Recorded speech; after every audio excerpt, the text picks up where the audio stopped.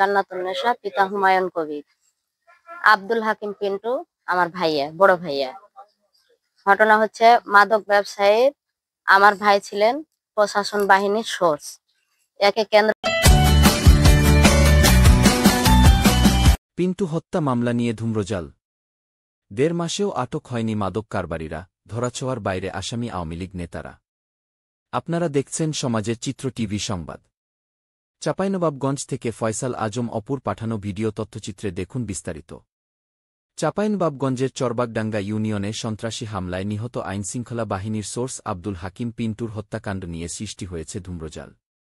হত্যার ১.৫ মাস পার হলেও এখনও ধরাছোঁয়ার বাইরে হত্যা মামলার আসামি শীর্ষ মাদক ব্যবসায়ীরা। প্রকাশ্যে ঘুরে বেড়ালেও আসামিদের আটক করতে তৎপরতা দেখা যাচ্ছে না পুলিশের।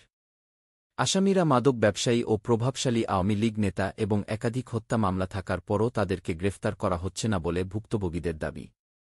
নিহত পিন্টুর পরিবারের সদস্যদের দাবি, মামলার প্রধান আসামি স্বরাষ্ট্রের তালিকাভুক্ত শীর্ষ মাদক ব্যবসায়ী ও ৪টি হত্যা মামলার আসামি আওয়ামী লীগ নেতা শহীদ রানা টিপুর মধ্যে হয়েছে হত্যাকাণ্ড।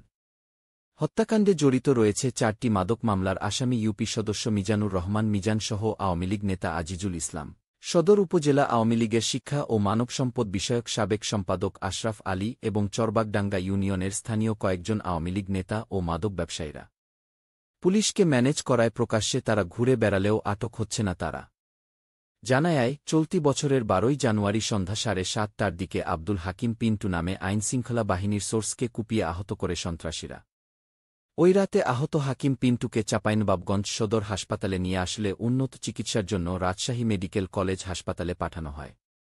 ১০ দিন চিকিৎসা নেওয়ার পর শারীরিক অবস্থার উন্নতি হলে হাসপাতাল কর্তৃপক্ষ তাকে ছাড়পত্র দিলে বাড়িতে নিয়ে আসা হয়। বাড়িতে একদিন থাকার পর তাকে আবারও রাজশাহী মেডিকেল কলেজ হাসপাতালে নেওয়া হয় এবং ২৩শে জানুয়ারি সেখানেই তিনি মারা যান। এরপর ২৪শে জানুয়ারি পিন্টুর পিতা বাদী হয়ে চাঁপাইনবাবগঞ্জ সদর মডেল থানায় একটি হত্যা মামলা দায়ের করেন। এতে চরবাগডাঙ্গা ইউনিয়ন পরিষদের চেয়ারম্যান ও আওয়ামী লীগ নেতা শহীদ রানা টিপুকে প্রধান আসামি করে ২০ জনের নাম উল্লেখ ও আরও ৩-৪ জনকে অজ্ঞাত আসামি করা হয়। সমাজের চিত্র টিভি সংবাদের সাথে থাকার জন্য ধন্যবাদ। সবার আগে আপনার এলাকার সংবাদ পেতে আমাদের চ্যানেলটিকে সাবস্ক্রাইব, লাইক, ফলো দিয়ে সাথে থাকুন।